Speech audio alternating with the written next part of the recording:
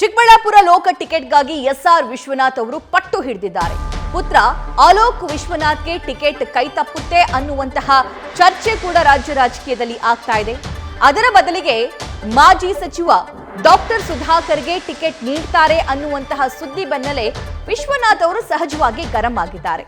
ಮಗನಿಗೆ ಟಿಕೆಟ್ ನೀಡದೇ ಇದ್ರೆ ನನಗೆ ಟಿಕೆಟ್ ನೀಡಿ ಅಂತ ಈಗ ಪಟ್ಟು ಹಿಡಿದಿದ್ದಾರೆ. ಟಿಕೆಟ್ ಕೊಡದಿದ್ರೆ ತಾವೇ ಅಖಾಡಕ್ಕಿಳಿಯೋದಕ್ಕೆ ವಿಶ್ವನಾಥ್ ಸಜ್ಜಾಗಿದ್ದಾರೆ. ಶಾಸಕ ಸ್ಥಾನಕ್ಕೆ ರಾಜೀನಾಮೆ ನೀಡಿ ಲೋಕ ಕದನದಲ್ಲಿ ಸ್ಪರ್ಧೆ ಮಾಡೋದಕ್ಕೆ ಎಸ್ಆರ್ ವಿಶ್ವನಾಥ್ ಅವರು ಈಗಾಗಲೇ ಸಿದ್ಧತೆಯನ್ನೂ ಕೂಡ ನಡೆಸಿದ್ದಾರೆ ಅನ್ನೋ ಮಾಹಿತಿ ಹೊರಬೀಳ್ತಾ ಇದೆ. ಎಸ್ಆರ್ ವಿಶ್ವನಾಥ್ ಅವರು ತಮ್ಮ ಪುತ್ರ ಅಲೋಕ್ಗೆ ಆ ಕ್ಷೇತ್ರದಿಂದ ಟಿಕೆಟ್ ಕೊಡಿಸಲೇಬೇಕು ಅನ್ನುವಂತಹ ಅತಿಯಾದ ಉತ್ಸಾಹದಲ್ಲಿದ್ರು. ಹಾಗಾದ್ರೆ ಏನೇನಾಯ್ತು ಡೀಟೇಲ್ಸ್ ನೀಡ್ತಾರೆ ನಮ್ಮ political correspondent Ganapati. SR Vishwanath ಅವರು ಸದ್ಯಕ್ಕೆ ಮುನಿಸಿಕೊಂಡಂತೆ ಕಾಣ್ತಾ ಇದೆ. ಇನ್ ಕೇಸ್ ಅವರ ಪುತ್ರ ಅಲೋಕ್ಗೆ ಟಿಕೆಟ್ ಕೊಡದೇ ಇದ್ರೆ ವಾಟ್ ನೆಕ್ಸ್ಟ್, ಮುಂದೇನ್ ಮಾಡ್ತಾರೆ?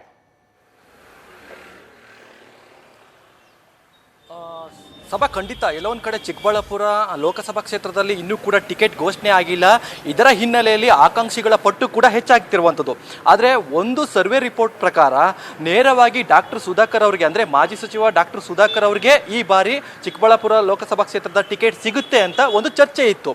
ಈ ಚರ್ಚೆ ಬೆನ್ನಲ್ಲೇ ಅಸಮಾಧಾನಗೊಂಡಿರುವಂತಹ ಎಸ್ಆರ್ ವಿಶ್ವನಾಥ್ ಅವರು ತಮ್ಮ ಪುತ್ರನಿಗೆ ಟಿಕೆಟ್ ಕೂಡ ಕೇಳಿದರು. ಈ ಹಿನ್ನೆಲೆಯಲ್ಲಿ ನೇರವಾಗಿ ಇಲ್ಲ, ಆ ಪುತ್ರನಿಗೆ ಒಂದಷ್ಟು ವರ್ಚಸ್ಸು ಕಡಿಮೆ ಇದೆ. ಅಲೋಕ್ ವಿಶ್ವನಾಥ್ ಏನಿದ್ದಾರೆ ಅವರು ಚಿಕ್ಕಬಳ್ಳಾಪುರ ಲೋಕಸಭಾ ಕ್ಷೇತ್ರ ಕೊಟ್ಟಿದ್ದೇ ಆದಲ್ಲಿ ಅವರ ವರ್ಚಸ್ಸಿಂದ ಗೆಲ್ಲೋಕೆ ಸಾಧ್ಯತೆ ಕಡಿಮೆ ಇದೆ. ಈ ನಿಟ್ಟಿನಲ್ಲಿ ಸುಧಾಕರ್ ಅವರಿಗೆ ಟಿಕೆಟ್ ಕೊಡಲಾಗುತ್ತೆ ಅನ್ನೋದು ಕೂಡ ಈಗಾಗಲೇ ಬಿಜೆಪಿ ವಲಯದಲ್ಲಿ ಸ್ವತಃ ಚಿಕ್ಕಬಳ್ಳಾಪುರ ಸ್ಥಳೀಯ ಮಟ್ಟದಲ್ಲೂ ಕೂಡ ಚರ್ಚೆ ಆಗ್ತಿತ್ತು. ಆದರೆ ಇದಕ್ಕೆ ಸಿಟ್ಟಿಗೆದ್ದಂತಹ ವಿಶ್ವನಾಥ್ ಅವರು ನೇರವಾಗಿ ತನ್ನ ಪುತ್ರನಿಗೆ ಕೊಡದಿದ್ರೆ ಓಕೆ, ನನಗೂ ಕೊಡಿ ಅನ್ನೋ ಲೆಕ್ಕಾಚಾರದಲ್ಲಿ ಈಗಾಗಲೇ ನೇರವಾಗಿ ಚುನಾವಣಾ ಆಯೋಗದ ಏನು ಇವತ್ತು ಉಸ್ತುವಾರಿ ಆಗಿದ್ದಾರೆ ರಾಧಾ ಮೋಹನ್ ದಾಸ್ ಅಗರ್ವಾಲ್ ಅವರಿಗೆ ನೇರವಾಗಿ ದೂರವಾಣಿ ಮೂಲಕನೇ ಹೇಳ್ತಿರುವಂಥದ್ದು, ಚಿಕ್ಕಬಳ್ಳಾಪುರ ಲೋಕಸಭಾ ಕ್ಷೇತ್ರದಲ್ಲಿ ನೀವು ಯಾರಿಗೆ ಟಿಕೆಟ್ ಫೈಂಡ್ ಔಟ್ ಮಾಡ್ತಾ ಇದ್ದೀರಾ ಅಂತ ನೇರವಾಗಿ ಪ್ರಶ್ನೆಯನ್ನ ಮಾಡ್ತಾರೆ. ಆದರೆ ರಾಧಾ ಮೋಹನ್ ದಾಸ್ ಅಗರ್ವಾಲ್ ಅವರು ಹೇಳ್ತಾರೆ ಇದುವರೆಗೂ ಕೂಡ ಫೈಂಡ್ ಔಟ್ ಆಗಿಲ್ಲ, ನಿಮಗೆ ಬಂದಿರುವಂಥ ಸುದ್ದಿ ಕೂಡ ಈಗಾಗಲೇ ಅಸ್ಪಷ್ಟವಾಗಿದೆ ಅಂತ ನೇರವಾಗಿ ಉತ್ತರವನ್ನು ಕೊಡುವಂಥ ಕೆಲಸ ಮಾಡ್ತಾರೆ.